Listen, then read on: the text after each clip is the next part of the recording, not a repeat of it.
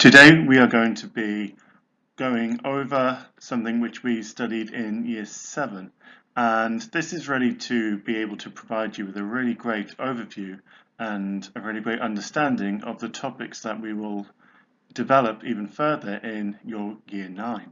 So, our first key question is, what was England like during the Middle Ages? You might have already read the overview. I'm going to read it so that I can develop on some of the parts and some of the points that might have been a bit confusing. So the majority of people living during the Middle Ages lived in the countryside and worked as farmers. These people would have been known as peasants collectively.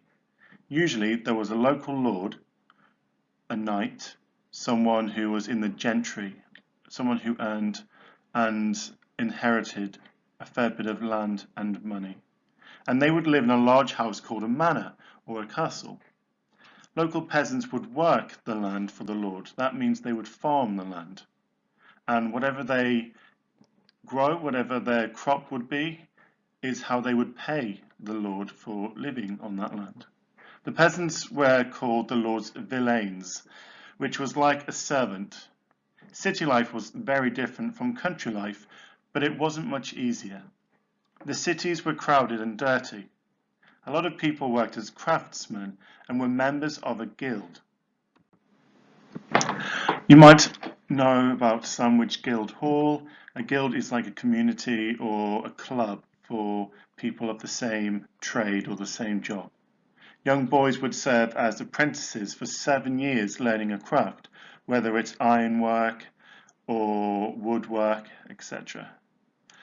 Other jobs in the city included servants, merchants, someone who buys and sells, trades usually across the waters, bakers, doctors and lawyers. Although we often think of pictures of large castles when we think of the Middle Ages, most people obviously lived in small 1 or 2 room houses, usually 1 story. These homes were very crowded and usually everyone slept in the same room. In the country, the families, animals and livestock may also live inside the home. This might be due to weather conditions or fear of them being stolen and so on. So you can imagine how dark and smoky because of the fire, uncomfortable, and how smelly and dirty these houses would be. These dirty conditions did not help when in 1348 the Black Death or the bubonic plague came to England through trade routes from China. And this devastating plague affected the whole of England, and 1/3 of Europe's population died from the disease. It got the name the Black Death for several reasons. They were black rats that were able to climb up onto these trade ships, and they would often climb up into the rafters, the roof of the peasants' homes, but also the very dark, smelly buboes would pop and the pus that would come out would often be black. The skin and blemishes on the skin would be a bruised, blacky, purpley colour. People were very religious during these Middle Ages, and you can imagine how terrified they were of something which was affecting so many people, killing so many people, that they just couldn't explain. The church was often at the heart of the town and the village. Even today you can see that majority of villages have a church in the middle, in the centre, sometimes even raised. The afterlife, as in heaven, hell, and for the Catholics, purgatory, was something that scared people during the Middle Ages. They would do everything they could during their life on earth to ensure that they would live in eternity, forever and ever, in heaven, as opposed to their time in purgatory or hell. And the church really used this fear in order to gain, in order to profit financially and in terms of power and control. So we're going to do a source analysis activity now. Remember, when we do source analysis, we don't always know what was in the mind of the creator of the source. What was, for this instance, the painter thinking? So although we can tell some things are already obvious, and it does inform many things, We can also suggest or infer, which means we can read between the lines and figure things out based on what we already know. So this is a doom painting, and these would not be a painting in a frame on a wall. These are paintings that would be the size of an actual wall in a church. Imagine going to church every Sunday and sometimes on other holidays, every Sunday, your whole life. And maybe you can't read Latin because majority of people couldn't. And Latin was the language that the church service and Bible was read in. So you would be absolutely ignorant as to what was being said. Instead, you stare at this painting every Sunday your whole life. What do you think the people painting this were thinking? What do you think that their point was or their purpose was? Why do you think a church wanted this painting on their wall for people to stare at every Sunday? Can you see here at the top we've got angels, and here at the bottom we've got demons. Here we've got a ladder, and some people seem to be climbing successfully, and some people are falling. What do you think this part and this part are trying to show us? The top and the bottom part of this painting, what do you think they're trying to tell us? Why is the ladder an important feature right in the middle of the painting? Why is the ladder an important feature? So we know that the church and religion in general was very important for the medieval period, for the people of the Middle Ages. So what does this doom painting, what does this source inform and suggest about life in the Middle Ages? So for our imagine tasks, they are creative tasks where we want you to use a bit of empathy. That is putting yourself in their shoes so that you can truly appreciate and understand what it would have been like. A lot of history is about figuring out what it must have been like so then you can fully understand the events and the decisions made. So imagine that you are a farmer from the Middle Ages. Write a diary entry explaining what your life is like. You could include your daily routine, your family, and your religious views. Daily routine as in, as a farmer, what would you be doing? And is it dependent on the season? Your family, who would you be living with? Who is in that 1 or 2 room house? And your religious views. At this point, there is one form of Christianity, and that's the Roman Catholic Church. However, what are your views on it? When you go to church and you stare at those doom paintings and stained glass windows and you hear what is being preached, what do you think? So after studying the Middle Ages, 1,000 years of some change and some not so much change, you must have some questions for the people at that time. So think about the people who lived in the 1000s when William the Conqueror took over the throne of England, or the 11 and 12 and 1300s where castles were being built into stone and there were crusades going on and the Magna Carta had kicked off. Imagine things are starting to change slightly more around the late 1300s going into the 1400s, where we're about to embark on something called the Renaissance. What questions would you have for the people during this time period? For the final part of this mini lesson, we really want to encourage you to go and find out more. Like I said, there's 1,000 years counted in this time period known as the Middle Ages. There's a lot more that you can find out about. Plus, we are living in a very historic place.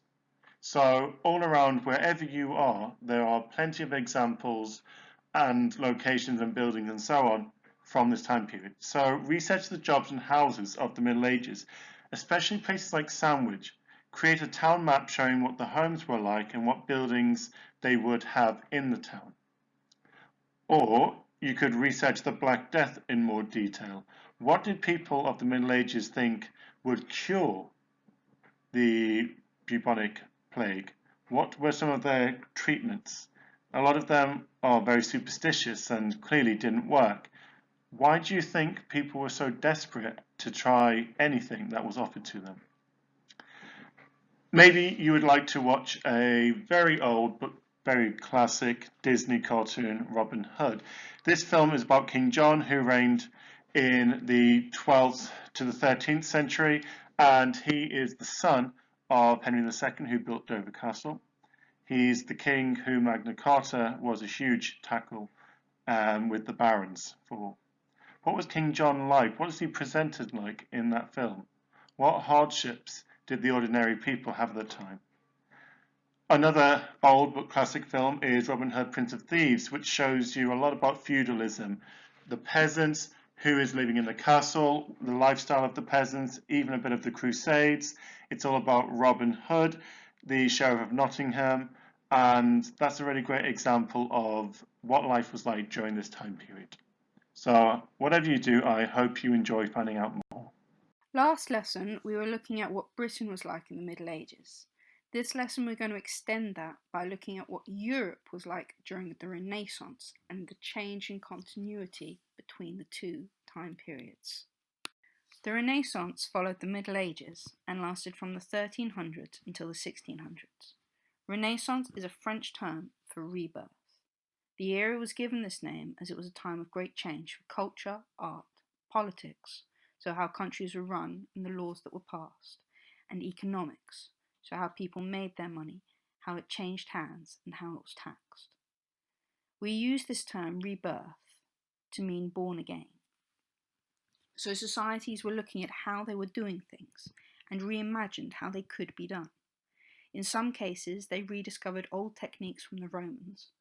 Sometimes inventions were brought over from other continents through trade and warfare. And in other cases, scientific research meant that new technology and understanding changed the way Europeans viewed and interacted with the world. All this meant that a lot of changes were sweeping through Europe at this time. One of these changes came from Italy, the idea of humanism. This idea was that man was the centre of his own universe and people should celebrate human achievements. Last lesson, we looked at the importance of the church and of God. Due to the new idea of humanism, there was some conflict of beliefs over the importance of man and the importance of God. There were many inventions that were developed during the Renaissance, but the printing press was arguably the most important. The printing press was invented by a man named Gutenberg in the 1400s. It was a new way of printing books. This meant that books could be made quicker, cheaper, and a lot more people had access to them. The access to books meant that ideas and knowledge could be shared easily across Europe, and popular books were often printed in lots of languages, including the Bible, meaning that for the first time many people had direct access to the Word of God. Previously it had only been in Latin, and people had to rely on the church, on priests, to translate it for them. But now people could read the Word of God in their own homes. This again caused conflict. But the printing press was also important because people were printing about other ideas, such as the way the human body worked. Up until the Renaissance, bodies had always been drawn in 2D, very flat and with very little colour. This changed greatly due to the idea of humanism. Famous artists emerged painting bodies, often showing people naked and what the human body looked like, both inside and out. Leonardo da Vinci is one of the most famous artists from this time and did all sorts of drawings of the human body. One of his most famous paintings, the Mona Lisa, can still be seen at the Louvre in Paris, France. Not only was the body drawn to new levels of accuracy for reasons of art, it was also drawn for reasons for science too. Vesalius is a famous anatomist. That's someone who studies the human body. He would dissect bodies and then record his findings. Previously, the church controlled what people knew about the body, choosing to promote the ideas of two men from ancient times. Vesalius, however, was able to show what the body really looked like and able to correct some of the misconceptions from the past. Not only did communication, art, and knowledge of the body change drastically during the Renaissance, religion did too. I've spoken about how conflict arose between these new ideas and the church. This is because the Christian church at this time was all one Catholic faith. Catholic means united, and they were united because until this point everyone believed in the power of the Pope based in Rome, Italy. This meant that the church had enormous power. However, during the Renaissance, because of the ability to share ideas so quickly and so cheaply, the church started losing some of its power and came under threat. One man that threatened the power of the church was Martin Luther, a German priest. He was very religious, but he didn't agree with how the Pope in Rome was running the church. Martin Luther and a group known as the Reformers started a split from the Catholic Church. A new church was created alongside the Catholic Church. It was named the Protestant Church because it was protesting the Catholics. It became increasingly popular throughout Europe. Henry VIII even had England convert to Protestantism in 1532. Have a look at this source. Because it's a source, we know it was created at the time of the Renaissance. It was painted by an artist called Raphael in the early 1500s. He called it the School of Athens. Why do you think he named it that? What does this suggest or imply about the Renaissance? We said that the Renaissance was a time of rebirth, of looking back at old civilizations. What in this painting suggests that to be true? What do we know about the Renaissance that we can see in this painting? You might want to have a closer look at the bottom left-hand corner for clues. What do you think the men are discussing in their groups? What do you think Raphael was telling us about the Renaissance with his painting? What do you think he was implying? Vesalius was a 16th century anatomist and physician, meaning he studied and treated the human body. He created one of the most famous and influential books at the time, called On the Fabric of the Human Body. As well as studying and treating the body, he also taught others how to at the University of Padua, as well as being the doctor to one of the great kings of Europe. Imagine you are him for the day. Write a diary entry describing everything you've done. You may want to talk about your job, your discoveries, and how you're going to pass on this new knowledge to other people. Try to include as many details and specifics as you can. It's the small details that make for great historical writing. The Renaissance was a time of great change and some amazing discoveries. What questions do you have for the people that lived at the time? If you enjoyed this lesson on the European Renaissance, you might want to do some more research. You can go on a virtual tour of the Louvre and see some of the amazing paintings, sculptures, and other artworks of the time. You may want to investigate the fashion, looking into how the way people dressed changed over time, the differences in what the peasants and poorer people wore to the clothes of the wealthy and the upper classes. There is also the Disney film, The Hunchback of Notre Dame. It shows what it was like in 14th century Paris. You can see the hustle and bustle of the city, but it also investigates the power of the church. Remember, just because it's based on fiction doesn't mean that elements of it aren't real. For example, Notre Dame is a beautiful cathedral in the heart of Paris. While the roof of it burnt down last year, you can still see the grand structure if you visit the city of Paris today.